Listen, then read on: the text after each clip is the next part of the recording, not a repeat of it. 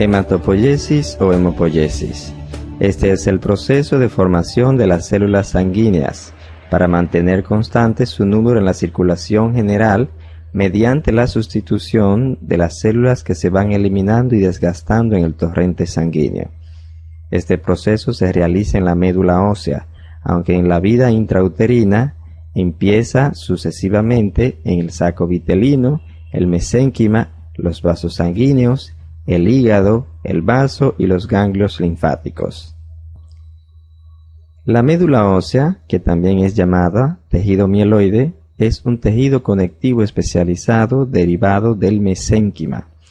Esta está alojada en las trabéculas del hueso esponjoso, que como vemos aquí se encuentra en la epífisis y en la cavidad medular de los huesos largos.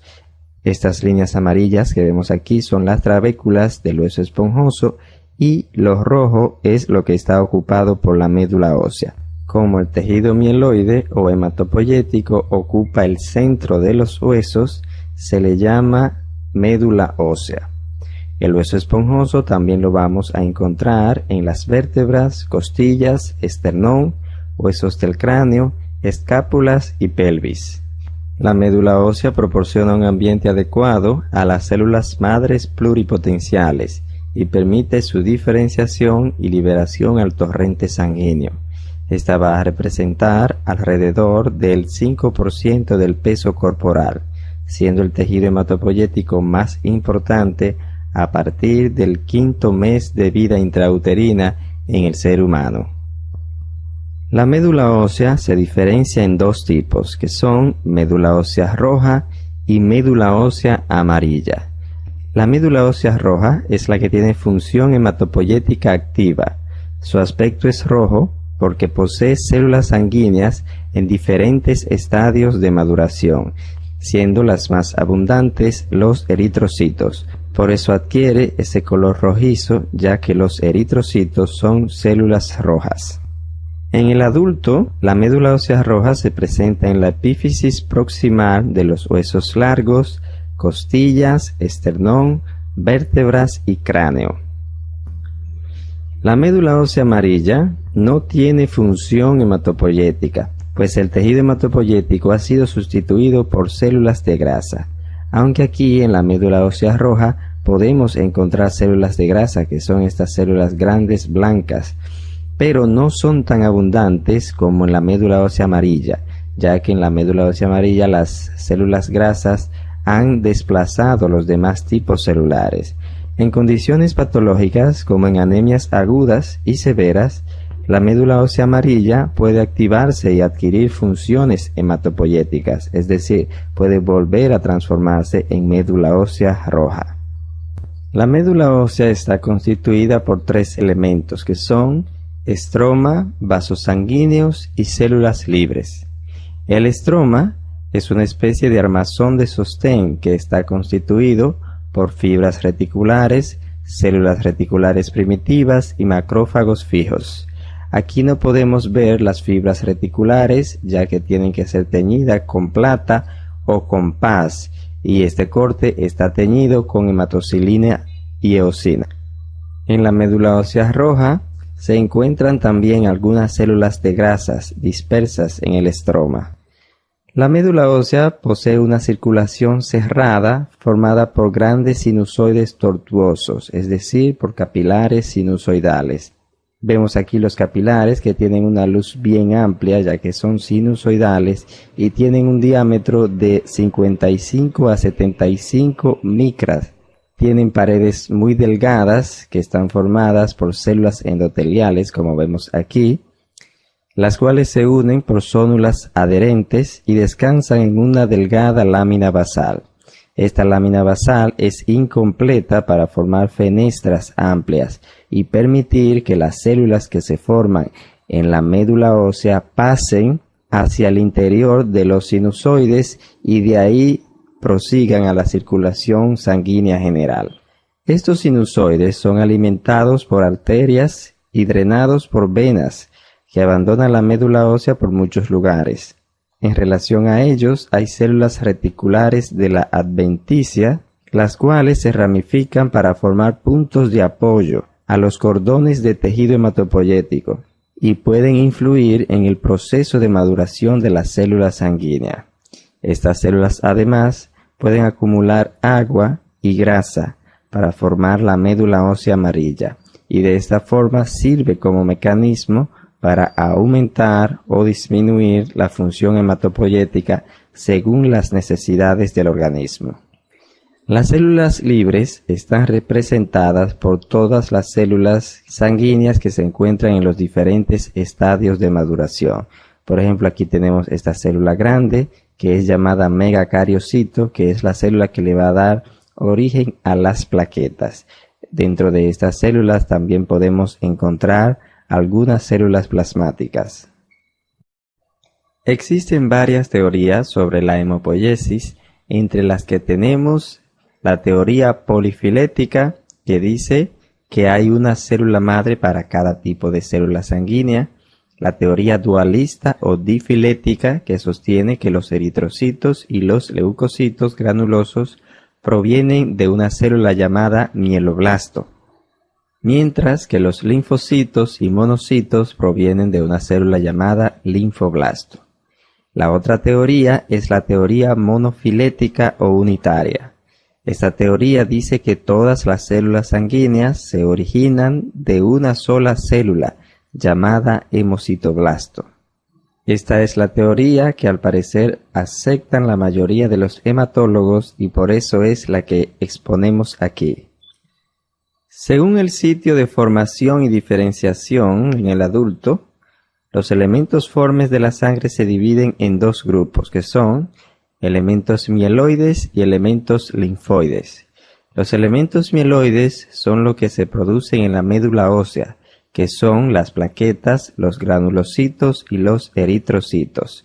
Por eso los exponemos aquí. Mientras que los elementos linfoides son lo que se desarrollan en el tejido linfoide y que son los linfocitos y monocitos. Por eso no lo tenemos aquí en este gráfico. Esta clasificación no es absoluta, pues los linfocitos y los monocitos se originan en la médula ósea y luego pasan a los tejidos linfoides para su maduración. El hemocitoblasto es la célula madre de donde se originan todos los tipos de células sanguíneas. Esta a su vez se origina de una célula más primitiva llamada célula del retículo. El hemocitoblasto es una célula ameboide de naturaleza linfoide, poco diferenciada y pluripotencial. Es muy parecida a los linfocitos grandes y tiene capacidad para dividirse por mitosis y diferenciarse en células unipotenciales para cada línea de células hematopoyéticas. Ellas son el megacariocito, el promielocito y el proeritroblasto. El megacariocito es la célula que se va a fragmentar para producir las plaquetas. Por eso las plaquetas no son células, sino que son fragmentos citoplasmáticos del megacariocito. Esta es una célula grande, como su nombre lo dice, con diámetro que va de 30 a 100 micras. Estas células se encuentran en la médula ósea y en el embrión se encuentran en el hígado y el vaso. Esta célula se va a caracterizar por presentar un núcleo grande de lobulación compleja y un contorno celular impreciso. Su citoplasma es ligeramente basófilo y contienen gránulos azurófilos, que son lo que posteriormente formarán la granulómera en las plaquetas.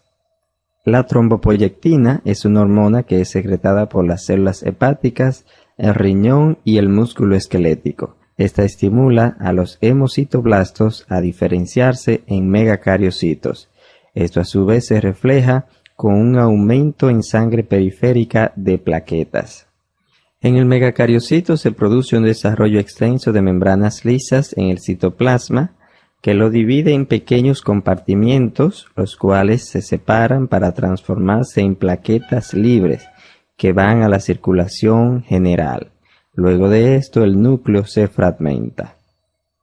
Los granulocitos se van a derivar de una célula primitiva que se va a llamar mieloblasto, que no está aquí representada. Esta célula se va a derivar del hemocitoblasto y se va a diferenciar en el promielocito. El promielocito va a presentar en su citoplasma gránulos que se tiñen intensamente, que son gránulos azurófilos, es decir, que son lisosomas. Este promielocito se va a diferenciar para dar origen a los mielocitos. Estos mielocitos ya poseen gránulos característicos y que se tiñen de manera particular, lo que nos permite ya identificarlos como neutrófilos, eosinófilos y basófilos. Estos mielocitos se van a dividir para dar lugar a los metamielocitos, que son la forma juvenil de los granulocitos. En esto hay un núcleo que tiene forma de hendidura y que luego, cuando maduran, adquieren indentaciones para formar las bandas. Estas bandas o células en bandas van a diferenciarse para formar a los granulocitos típicos, es decir, el neutrófilo, el eosinófilo y el basófilo, que luego que maduran entran a la circulación sanguínea. Aunque ya desde la etapa de metamielocitos podemos encontrarlo en la circulación. El proceso de formación de los eritrocitos se conoce como eritropoiesis. En él influyen muchas sustancias o factores como son el hierro, la globina, la vitamina C, la vitamina B12 y la eritropoyectina, que es secretada por el riñón y es estimulada por la hipoxia. La hipoxia es el estímulo más fuerte para la formación de eritrocitos. El proeritroblasto es la célula más primitiva de la serie roja y es también la célula más grande. Este se va a originar del hemocitoblasto. Esta célula se va a dividir para dar origen al eritroblasto basófilo. Este eritroblasto basófilo se divide a su vez y da origen al eritroblasto policromático. Ya en esta etapa, el citoplasma se va transformando de un citoplasma basófilo que vimos aquí a un citoplasma acidófilo. Este eritroblasto policromático va a dividirse para formar el normoblasto. El normoblasto es la etapa en que la célula expulsa el núcleo. Cuando la célula expulsa el núcleo, da origen al reticulocito. En el reticulocito se ven todavía fragmentos de organitos celulares que van a ser destruidos por la ubiquinina, que es una enzima de origen lisosómica. Ya en la etapa de reticulocitos, ellos salen a la circulación sanguínea y es normal encontrarlos representando el 1% de todos los eritrocitos. Cuando hay anemia severa, los reticulocitos pueden llegar a representar hasta el 4% de todos los eritrocitos. Este a su vez se va a diferenciar y va a dar por último el eritrocito. En este proceso de formación se va a ir sintetizando la hemoglobina y ya en la etapa de eritrocito está totalmente formada y funcional. En este corte vemos los reticulocitos, que son los eritrocitos inmaduros, o sea, la última etapa, como vimos, de maduración de los eritrocitos, y vemos que todavía presentan fragmentos en su citoplasma. Aquí vemos el normoblasto, que es la última etapa en que las células rojas tienen el núcleo, ya que el núcleo es expulsado en el normoblasto. En estos cortes vemos dos megacariocitos, vemos su núcleo que es muy lobulado y vemos sus contornos celulares que son muy difusos. Además vemos que cuando la comparamos con las células vecinas es una célula muy grande, de ahí su nombre de megacariocito. Aquí tenemos células indiferenciadas, por ejemplo estas son células que por la forma de sus núcleos podemos ver que son los precursores de los granulocitos. Por aquí vemos células precursoras de los eritrocitos. En este corte global de médula ósea podemos ver los diferentes componentes. vemos el hueso trabecular o esponjoso y también vemos células de grasa. Como sabemos, es normal encontrar células de grasa en la médula ósea roja. Aunque aquí hay muchas células de grasa, esta es una médula ósea roja, ya que las células de grasa no son tantas como para desplazar totalmente a las células sanguíneas en maduración. Como vemos aquí, estas son células sanguíneas en diferentes estadios de maduración y como las que prevalecen, las que son más abundantes, son los eritrocitos, por eso se ve roja.